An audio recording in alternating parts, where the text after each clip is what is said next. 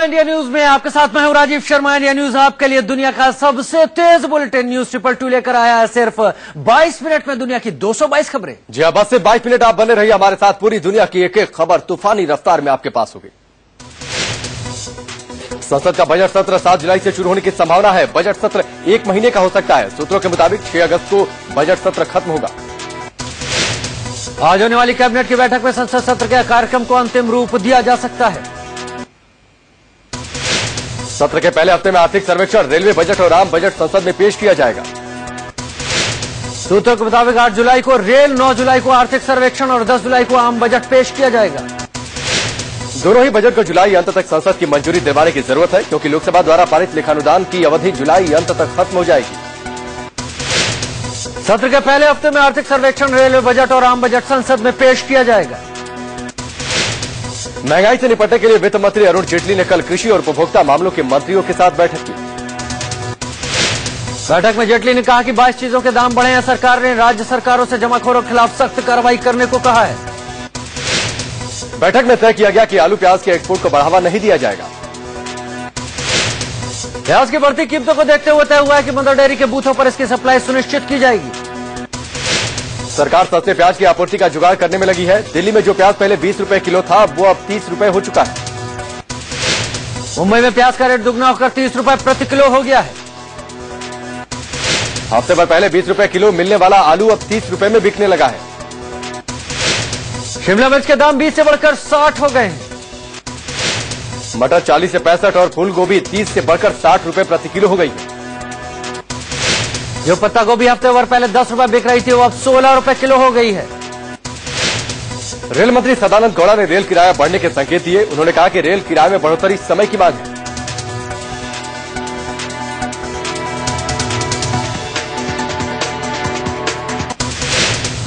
कांग्रेस नेता संजय निरुपम ने कहा कि महंगाई के लिए कांग्रेस को कोसने वाली बीजेपी जब से सत्ता में आई है, तब से महंगाई बढ़ रही है। बीजेपी नेता सिद्धार्थ सिंह ने कहा कि महंगाई बढ़ने की एक वजह इराक संकट भी है। आरबीआई के गवर्नर रघुराम राजन ने कहा है कि आने वाले महीनों में महंगाई कम करना प्राथमिकता होगी।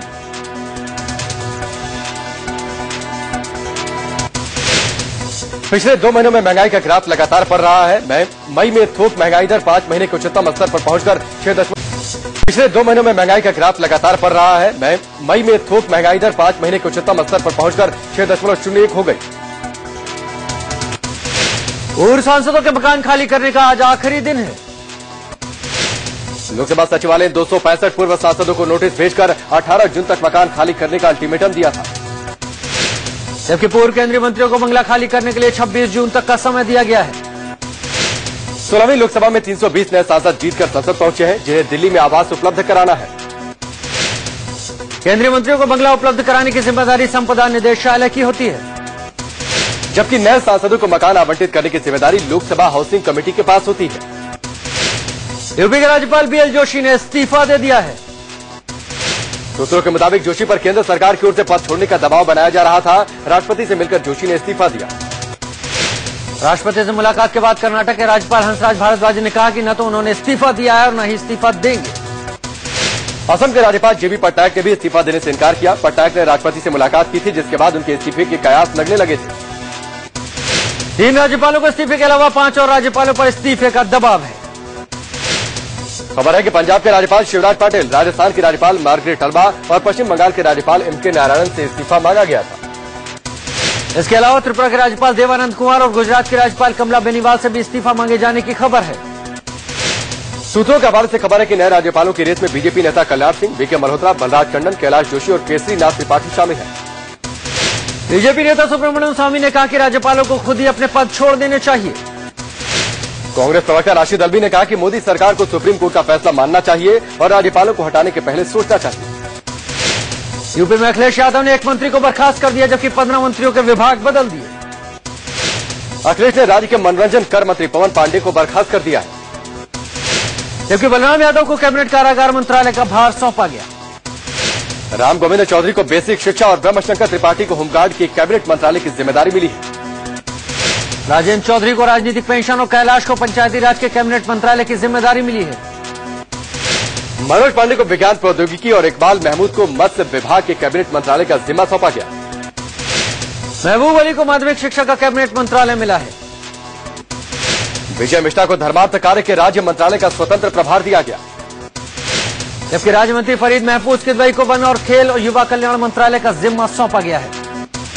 वहीं राज्य मंत्री वसीम अहमद को बाल विकास और राजीव सिंह को कृषि शिक्षा, कृषि अनुसंधान और समर्थ कार्य का मंत्रालय मिला।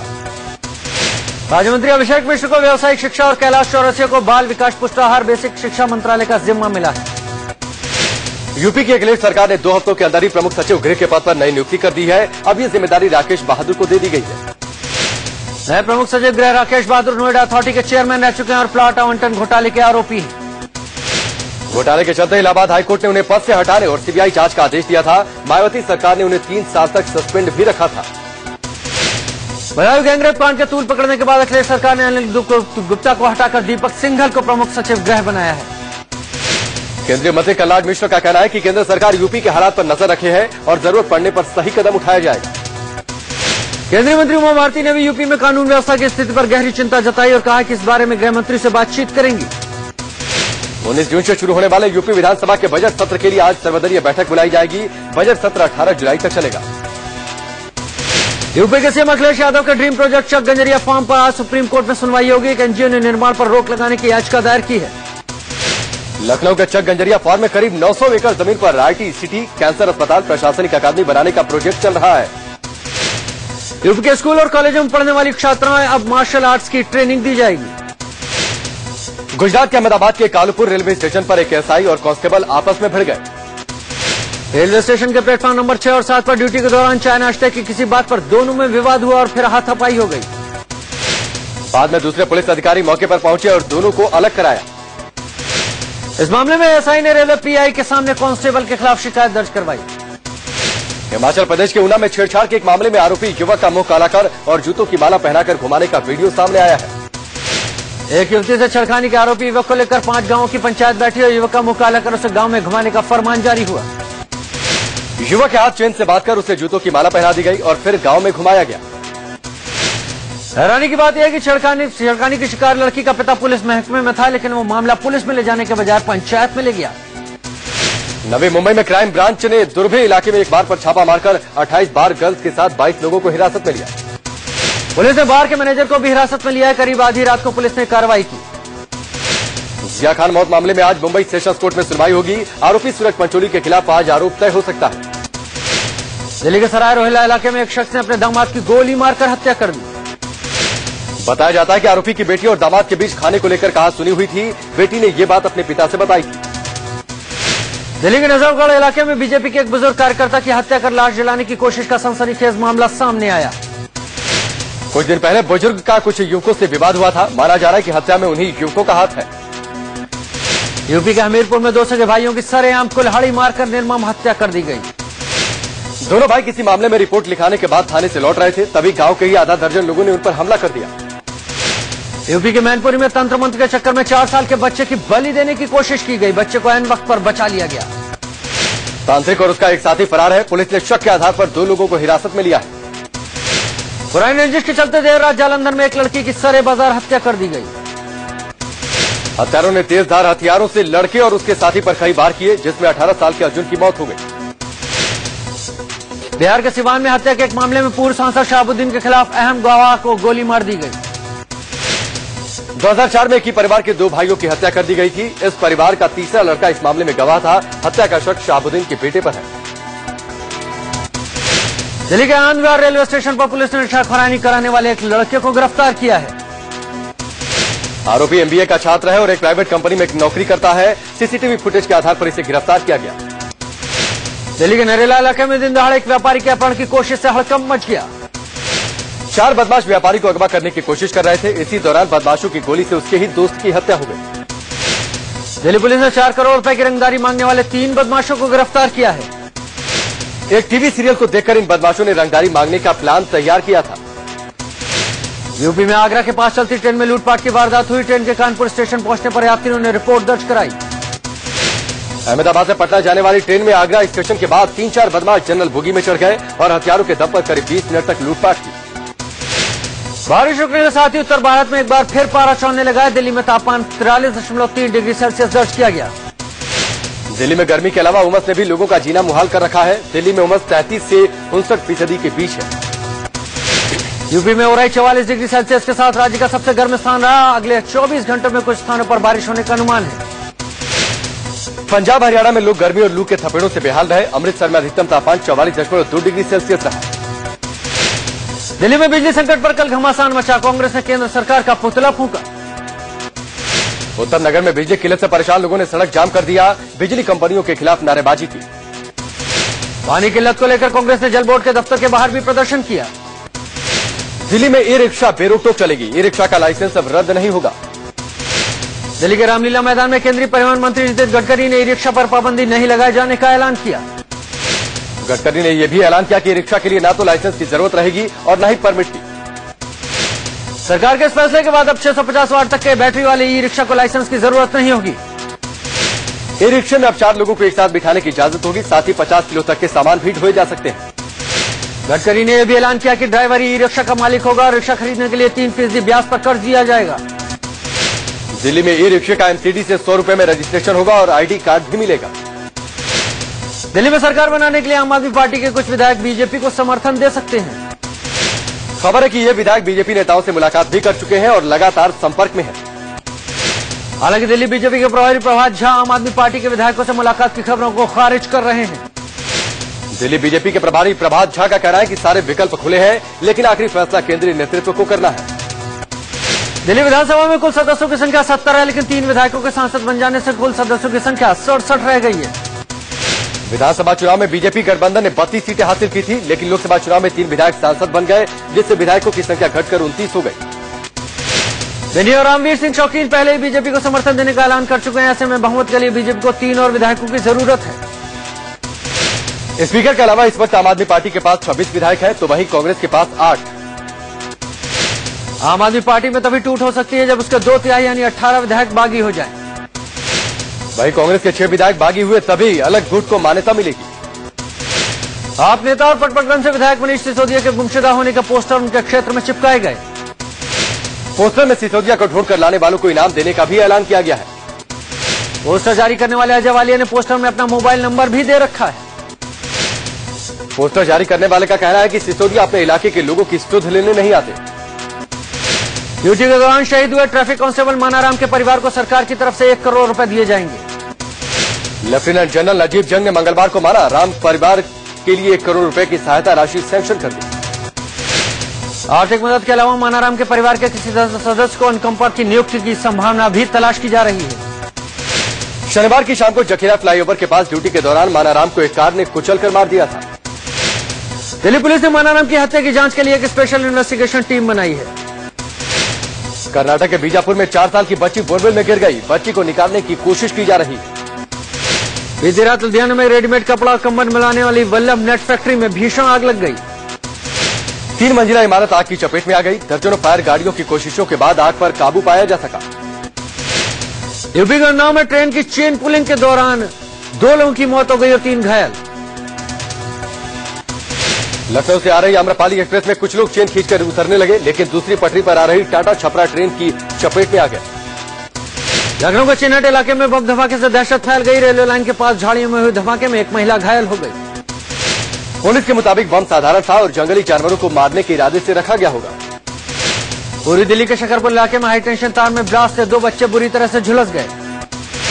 महाराष्ट्र के नागपुर में करंट लगने से एक शख्स की मौत हो गई, जबकि 3 गंभीर रूप से झुलस गए। स्थानीय लोगों का कहना है कि बारिश की वजह से बिजली के खंभे में करंट था, जिसकी वजह से हादसा हुआ। मुंबई की कैंपा कोला सोसाइटी मामले में आज बॉम्बे हाईकोर्ट में सुनवाई होनी है। इससे पहले कैंपा कोला सोसाइटी को फ्लैट खाली करने के लिए बीएमसी ने 20 जून तक मोहलत दी है। पहले सोमवार तक फ्लैट की चाबी सौंपने का आदेश दिया गया था और मंगलवार को जबरन फ्लैट खाली कराने की बात बीएमसी ने कही थी। कैंपा कोला सोसाइटी में अवैध फ्लैटों को गिराने का काम 20 जून से शुरू होगा। सबूत के तौर पर इसकी वीडियो रिकॉर्डिंग की जाएगी। आरजेडी सुप्रीमो लालू प्रसाद यादव ने आज दोबारा आरजेडी विधायक दल की बैठक बुलाई थी। लालू यादव ने राज्यसभा चुनाव में जेडीयू को समर्थन देने पर चर्चा के लिए कल भी आरजेडी विधायक दल की बैठक बुलाई थी, लेकिन ये बेनतीजा रही। वहीं जेडीयू विधायक दल की बैठक में कल 33 विधायक नहीं पहुंचे थे। बागी जेडीयू विधायकों ने लालू से अपील की है कि वो नीतीश का समर्थन न करें। मेघालय और कर्नाटक पुलिस ने संयुक्त कार्रवाई में मेघालय के आतंकी संगठन के सरगना राफिया संगमा को बेंगलुरु से गिरफ्तार कर लिया। संगमा प्रतिबंधित संगठन जीएनएलए का सचिव है। वो पिछले कुछ महीनों से चातपुरा इलाके में अपने परिवार के साथ रह रहा था। आतंकी संगठन जीएनएलए हाल ही में मेघालय में एक महिला से रेप की कोशिश की और फिर उसकी निर्मम हत्या के मामले में सुर्खियों में आया था। जम्मू कश्मीर के पुंछ में एक पीओके नागरिक को भारतीय सेना ने चकन बॉर्डर पोस्ट पर पाकिस्तानी सेना के सुपुर्द कर दिया। पाक सेना ने इसे भारतीय सेना का सद्भावना वाला रुख मनाया। बुजुर्ग नागरिक गलती से एलओसी पार कर भारतीय इलाके में आ गया था। बाबा बर्फानी के भक्तों के लिए अच्छी खबर है। इस बार उन्हें बाबा बर्फानी के विराट रूप के दर्शन होंगे। बाबा बर्फानी की ताजा तस्वीरें जारी की गई हैं। शिवलिंग का आकार पूरा दिखाई दे रहा है। अमरनाथ यात्रा 28 जून से शुरू हो रही है। प्रशासन जोर शोर से यात्रा की तैयारी में जुटा है। हिमाचल की कांगड़ा घाटी में कल रात भूकंप के हल्के झटके महसूस किए गए। भूकंप की तीव्रता 4.1 थी। उड़ीसा पुलिस ने किडनी रैकेट के सिलसिले में विशाखापट्टनम के 7 हिल्स अस्पताल के डायरेक्टर को गिरफ्तार किया। उड़ीसा से आंध्र प्रदेश तक फैले किडनी रैकेट में छठी गिरफ्तारी है। हालांकि रैकेट का मास्टरमाइंड विश्वरंजन खटुआ भी फरार है। 7 हिल्स अस्पताल में फर्जी दस्तावेज के जरिए कई किडनी ट्रांसप्लांट किए गए। इनमें से अधिकांश डोनर उड़ीसा के हैं। दिल्ली पुलिस ने जनकपुरी इलाके में खुद को फर्जी मेजर बताकर ठगी करने वाले शख्स को गिरफ्तार किया है। आरोपी मैट्रिमोनियल साइट पर फर्जी प्रोफाइल बनाकर लोगों से ठगी किया करता था। झारखंड के रांची में 3 महीने पहले जिस लड़की की हत्या के मामले में 3 लड़कों को सजा हुई, वह लड़की कल अचानक लोगों को जिंदा दिखी। स्थानीय लोगों ने लड़की को पकड़कर पुलिस के हवाले कर दिया, लेकिन लड़की के पिता लड़की अपनाने से इनकार कर रहे हैं। बिहार के पटना में एक छात्र ने खुद को गोली मारकर खुदकुशी कर ली। लड़का का नाम प्रिंस है। अच्छे कॉलेज में एडमिशन नहीं होने से लड़का डिप्रेशन में था। पुलिस ने शव को कब्जे में लेकर उसे पोस्टमार्टम के लिए भेज दिया। प्रीति जिंटा नेसवाडिया मामले में प्रीति के वकील मुंबई पुलिस को आज अपना जवाब सौंप सकते हैं। मुंबई पुलिस ने प्रीति जिंटा के वकील से पूछा था कि वो बताएं कि प्रीति कब तक वापस आएंगी।